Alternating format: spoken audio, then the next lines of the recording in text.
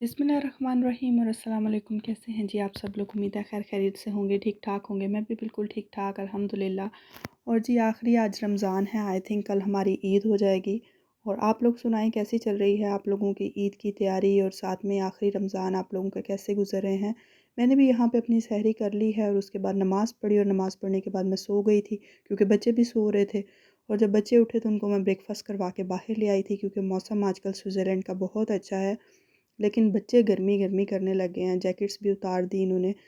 और हवा का शोर इतना ज़्यादा है, शुरू में मैंने वॉइस जो है वो बंद नहीं की थी, तो आप लोगों ने सुनी होगी कि हवा का शोर बहुत ज़्यादा है, बहुत तेज़ हवा चल रही है, जिसकी वजह से सर्दी लगती है। सन कुछ भी नहीं कर पाता, लेकिन बच्चों को नहीं लग रही, लेकिन मुझे तो लग रही है। और मैं बैठ के साथ में मौसम इंजॉय कर रही थी, रोज़ा रखा हुआ था, हाला का भी रोज़ा था, तो वो भी साथ में बैठी हुई थी। और लोग यहाँ पे जब इस तरह का मौसम हो तो बच्चों को लेके लाज़मी बाहर निकलते हैं, और छुट्टियाँ हो तो फिर तो बेहतर है कि बाहर ही रहा जाए, वो घर में बच्चे तंग करते हैं। और आप लोग सुनाएं, आप लोगों की ईद की तैयारी कंप्लीट हो गई? क्योंकि मैं देख रही थी पाकिस्तान में वीडियोस वगैरह के, बहुत ज़्यादा शॉपिंग मॉल्स, और हमारे जो घर के पास भी लिबर्टी मार्केट है, बहुत ज़्यादा उसमें रश था, सजी हुई थी, तो मैं मिस कर रही थी ये सब कुछ, चांद रात और उससे पहले जो रौनक होती थी। लेकिन यहाँ पे ऐसा सब कुछ नहीं है। इवन यूके कनाडा के भी मैं व्लॉग देख रही थी, तो जब रमज़ान स्टार्ट हुआ था तो वहाँ पे रमज़ान्स की सेल लग गई थी। लेकिन यहाँ पे ऐसा कुछ भी नहीं था, नॉर्मल ही चलता रहा सब कुछ। और अभी वहाँ पे जो सेल के कपड़े हैं, ईद के कपड़े हैं, बच्चों के चूड़ियाँ, मेहंदी, सब कुछ अवेलेबल है। लेकिन यहाँ पे तो कुछ भी नहीं है, तो मैंने सोचा है कि घर से ही कोई कपड़े निकालती हूँ, क्योंकि मेरे पास बहुत सारे फैंसी पाकिस्तानी कपड़ों का ढेर लगा है। मैं ले लेती हूँ और वो फिर यूज़ नहीं होते एक दफ़ा पहनने के बाद, और कुछ नए भी पड़े हुए हैं। तो मैं घर से ही सिलेक्ट करूँगी। और अभी तो मैंने वापस आके पहले इफ्तार बनाना शुरू किया है, सोचा कि आप लोगों के साथ थोड़ा शेयर कर दूँ।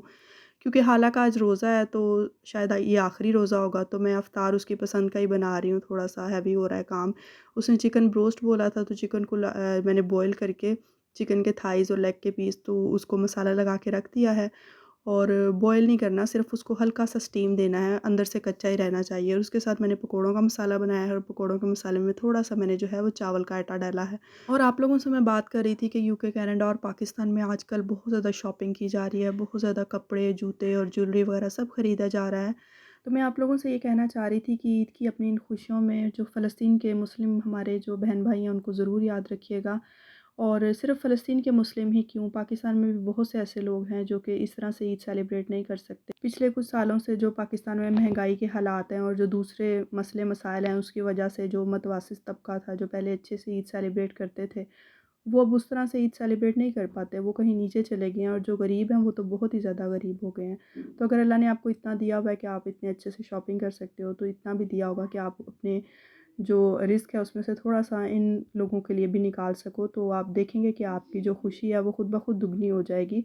यहाँ पे मेरा इफ़्तार बन गया था, और आज मोहम्मद ने टेबल सेट किया, आप लोगों ने देखा, वो रोज़ अपनी सिस्टर्स को सेट करते हुए देखता है। और इफ़्तार करने के बाद रात को जब बच्चे वगैरह सो गए हैं, तो ये देखिए मैंने अपनी कैबिनेट खोली है, और ढेर लगा हुआ है पाकिस्तानी कपड़ों का, क्योंकि मैं यहाँ पे जो है वो वेस्टर्न ही वेयर करती हूँ।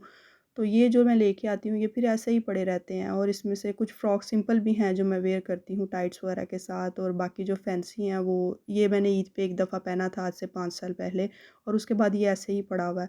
तो ये भी दोबारा यूज़ किया जा सकता है। उसके बाद ये ब्लैक सब न्यू हैं, इनको मैंने एक दफ़ा भी नहीं पहना।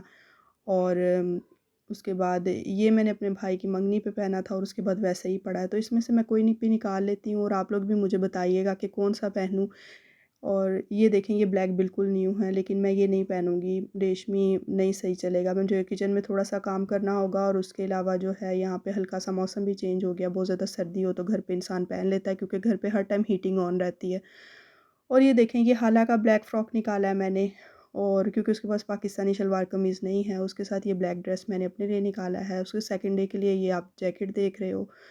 और ये पिंक के और ब्लैक के दरमियान मैं कन्फ्यूज़ हो गई हूँ, आप लोग मेरी हेल्प कीजिएगा कि कौन-सा पहनूँ? पिंक पहनूँ? पिंक एक दफ़ा पहन चुकी हूँ, और जो ब्लैक है वो बिल्कुल न्यू है।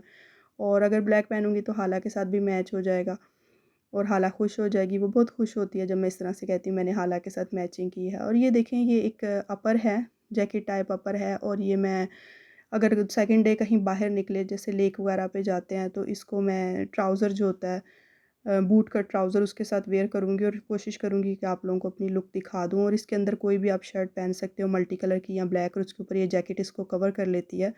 तो ये कुछ वेस्टर्न सी लुक देता है। जी, मैंने सोचा है कि ईद के पहले दिन घर पे जो है वो शलवार कमीज़ पहन लूँगी और अगर बाहर निकले सेकंड डे तो फिर ये थोड़ा वेस्टर्न हो जाएगा।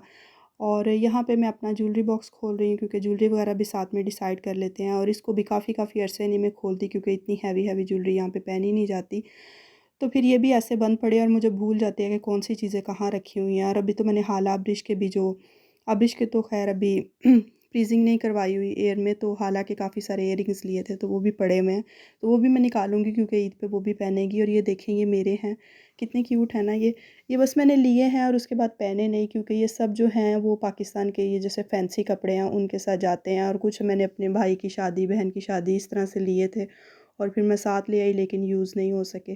तो आप लोग मुझे बताइएगा, मुझे जो ब्लैक ड्रेस है उसके साथ ये बाली जो है वो परफ़ेक्ट लग रही है, लेकिन उसके अलावा मुझे कुछ और भी इयररिंग्स मिल गए जो कि मुझे लग रहा था कि इसके साथ जा रहे हैं। जैसे कि ये पूरा सेट है जिसमें ये चेन है, उसमें छोटा-सा लॉकेट है और इसके इयररिंग्स भी अंदर कहीं छुपे हुए होंगे। सारी ज्वेलरी मेरी सेट करने वाली हो रही है और मैं सोच रही हूँ कि इनको सेट करूँ क्योंकि ये जो है इस तरह सेट की होगी ना तो फिर फ़ौरन से चीज़ मिल जाती है, ढूँढनी नहीं पड़ती।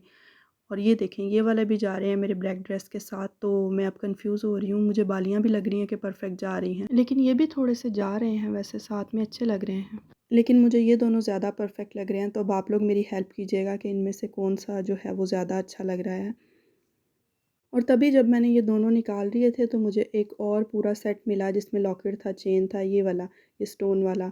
और ये भी मुझे लग रहा था कि बिल्कुल उसके साथ परफ़ेक्ट जाएगा, मैचिंग में जाएगा। तो मैं अभी तीनों आप लोगों को रख के दिखाती हूँ, तो फिर आप लोग मुझे बताइएगा कि कौन-सी ज्वेलरी साथ में जा रही है इसके।